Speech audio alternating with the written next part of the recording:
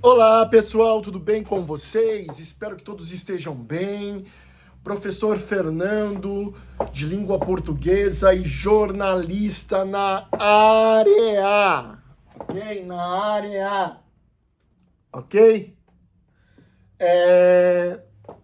Cara, estou aqui para falar uma coisa que eu já tenho notado há alguns anos, mas antes de começar a falar, me dê um curtir, segue o canal, ajuda o professor, ok? O professor vai falar de esporte, o professor vai falar sobre lutas, sobre coisas que envolvem a nossa sociedade, tá bom? Não só a língua portuguesa, não só é, as coisas chatas de língua portuguesa que vocês dizem ser chatas, tá bom?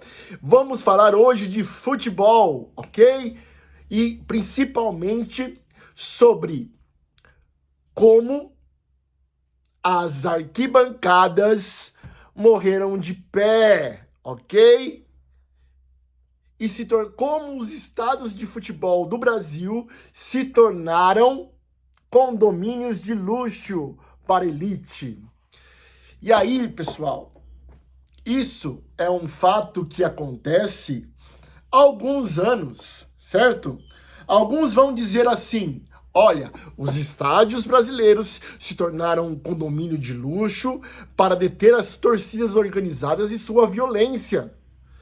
Mas será que é isso mesmo? Será que a violência causada pelas torcidas organizadas levaram a as elites a promover que os estádios ficassem cada dia mais caros os seus ingressos? Será que isso aconteceu mesmo? Então vamos lá, pessoal. É... O coração do futebol brasileiro está sendo silenciado pelo estouro das rolhas de champanhe.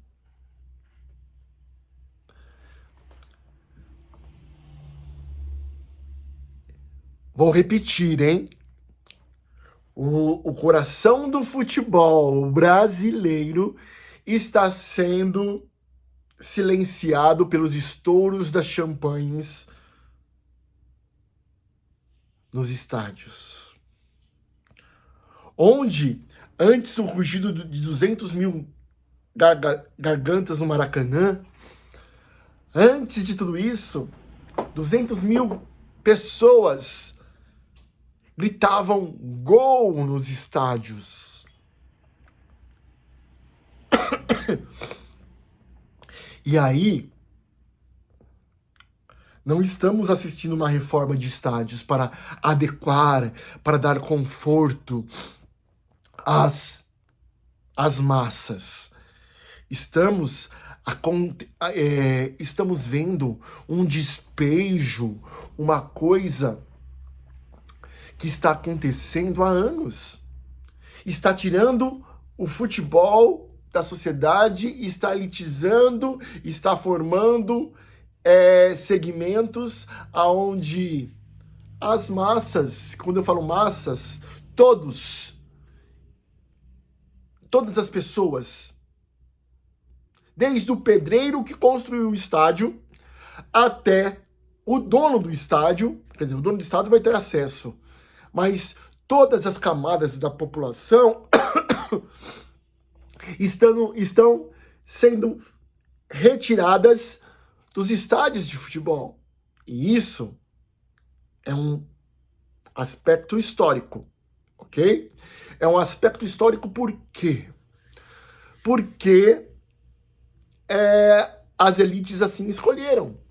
Veja, em 1950 até 1980, o preto e branco, o azul e o amarelo, o verde e o branco das torcidas organizadas em todos os estádios brasileiros era mantido. As pessoas tinham acesso aos estádios, ok? As famílias se reuniam, os pais levavam seus moleques para assistir jogo de futebol. Hoje um pai pode levar um filho para assistir futebol? Vai. Um trabalhador que trabalha de segunda a sexta, vai, das 7 da manhã até as 19 horas, ele pode levar o seu filho ao estádio de futebol? Ele pode levar o seu filho a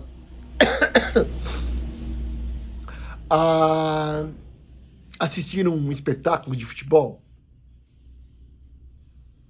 Nelson Rodrigues dizia que a pátria era a pátria de chuteiras.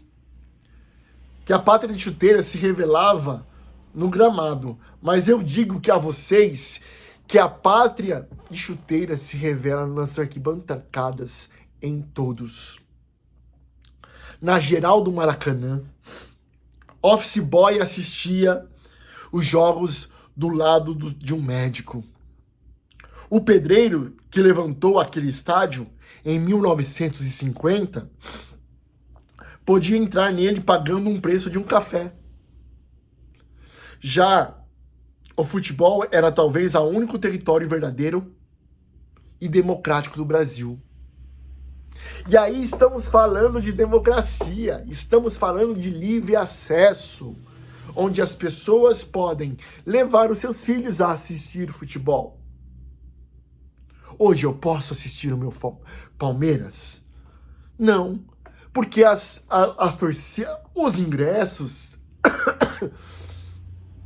são valores de R$130 a R$430 e alguns camarotes acima de R$1.000. Qual é o trabalhador brasileiro que pode pegar a sua bandeira nacional e sobre ela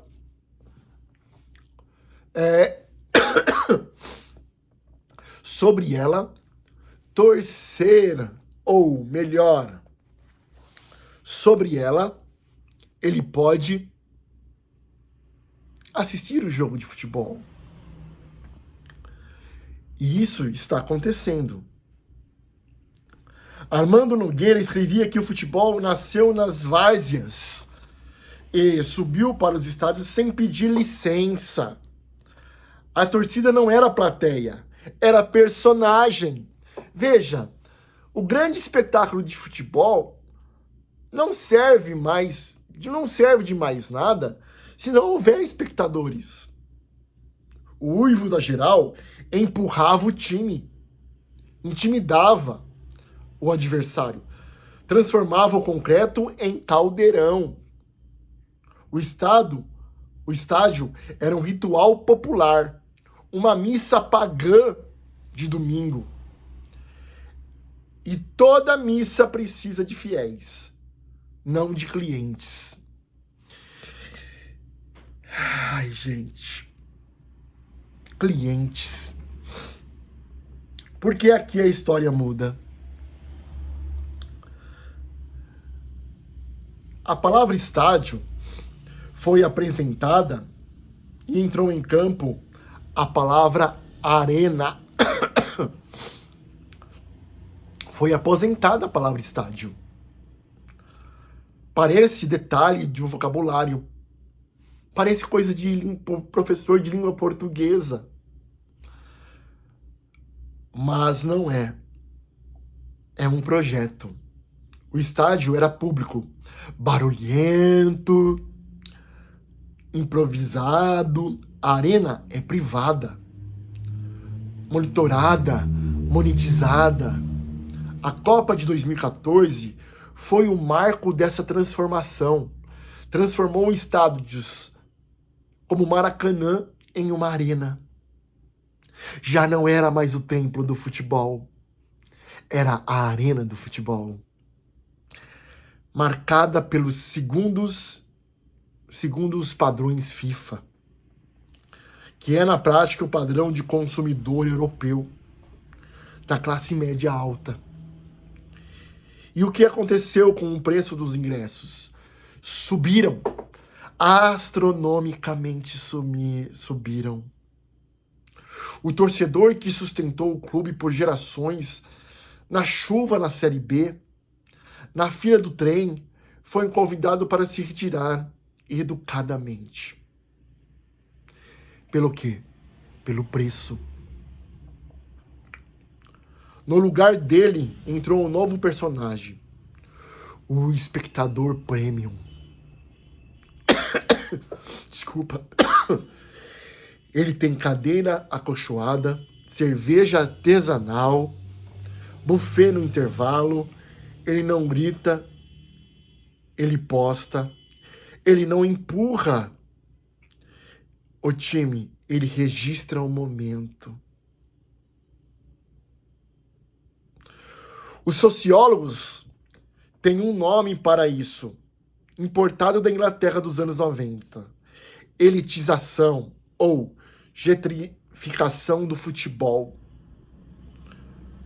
Foi o que aconteceu com a Premier League depois do relatório de Taylor. Estádios lindos, seguros, caros, silenciosos. Os próprios ingleses hoje choram a perda da atmosfera que venderam. O Brasil, como sempre, importou modelos com 20 anos de atraso.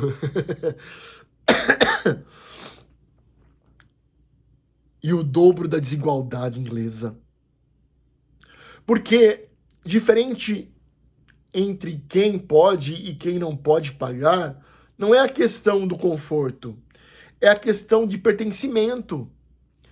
Veja, o futebol, ele tem um pertencimento social na vida dos brasileiros. Olha aí meu tema de mestrado, hein? A língua portuguesa e o futebol. O estádio virou aquilo que a cidade brasileira já conhece bem, um condomínio fechado. Muros altos, catracas eletrônicas, segurança privada, do lado de dentro, os que podem, do lado de fora, os que fizeram. Veja, o Joãozinho e Joaninha, e Dona Maria, que fez as marmitas para os trabalhadores que construíram os estádios, estão do lado de fora. O espetáculo do futebol,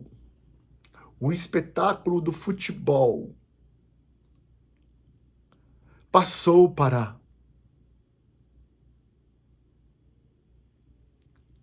quem pode pagar.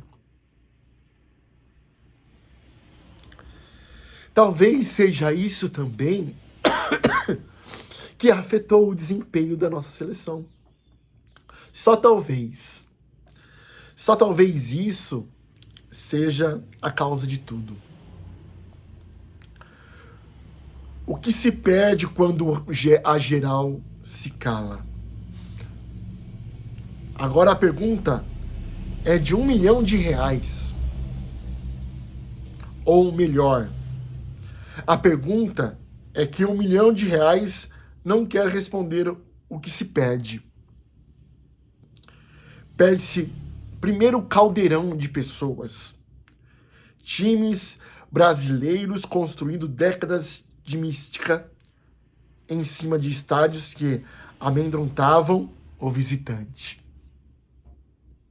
Gente, eu como palmeirense tinha medo quando o Corinthians jogava no Pacaembu com o Palmeiras, porque lá era um caldeirão, era uma panela aonde as pessoas faziam o quê?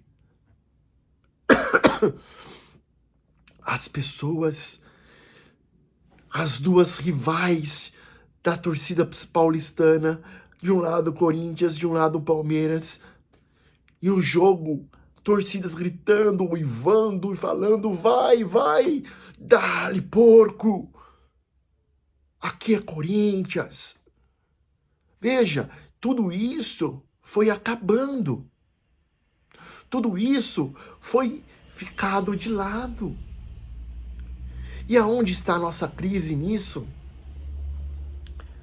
Pode ser que essa crise de identidade tenha a ver com sociologia, mudança social. As crianças perderam o apelo para ir aos estádios. Desculpa. O torcedor agora assina o Extreme Premium para assistir o jogo de futebol. Porque a arquibancada brasileira era um texto vivo. Os cantos, os apelidos, as ironias, o deboche da torcida com a outra torcida. Era ali que a língua portuguesa do Brasil se mostrava a sua invenção mais livre. Cada camarote que substituiu um pedaço da geral apaga um parágrafo dessa obra coletiva, que é a língua portuguesa. Nelson Rodrigues novamente dizia que mais sólida pelada é uma complexidade shakespeariana. Eu completo. Mais humilde arquibancada era de uma riqueza machadiana. E nós estamos trocando Machado de Assis pelo cardápio de um camarote que se pode pagar. Estamos em crise, gente. Estamos em crise. E essa crise se chama elitização do esporte.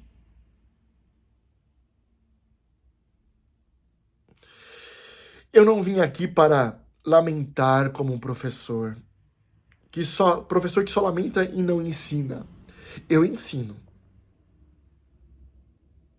Existem caminhos. A Alemanha, por exemplo, manteve setores populares em pé, com ingressos acessíveis, dentro dos estádios mais modernos da Europa. Borussia Dortmund lota uma muralha amarela de 25 mil pessoas pagando pouco. Modernidade e o povo não são incompatíveis. A escolha por excluir isso é uma escolha. Aqui no Brasil, algumas frentes se movem. Programa de sócio-torcedor, com faixas realmente populares, cotas de ingressos sociais, pressão das torcidas organizadas por preços justos e pouco mais. Mas são sementes. E tem como você pode dizer cobrar do clube, cobrar nas redes, valorizar quem trata o torcedor como torcedor? Talvez não. O futebol brasileiro nasceu invadindo um espaço que era da elite. Os clubes ingleses, os campos fechados, o esporte de branco. O povo entrou sem pedir licença e fez desse jogo sua obra-prima. Veja, será que Pelé jogaria hoje? Será que Pelé conseguiria jogar hoje? Talvez sim. 100 anos depois, a elite devolve a gentileza, retoma os estádios e devolve para o povo para o lado de fora do muro. A pergunta que fica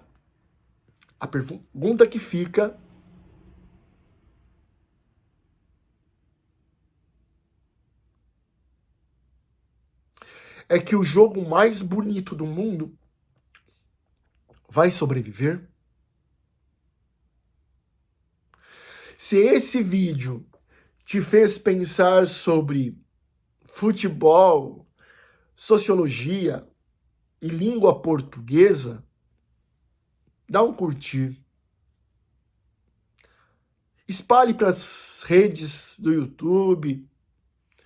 Será que o futebol e as torcidas vão sobreviver às massas? Será que o futebol vai sobreviver a tudo isso? Será que o futebol brasileiro, que nasceu na pobreza, que fez seus maiores craques saírem do anonimato pobre para a elite, irá sobreviver? Veja, esse é o nosso caldeirão, essa é a nossa mistura. Se isso fez você refletir, dê um curtir. Obrigado, compartilha, me segue. Até a próxima.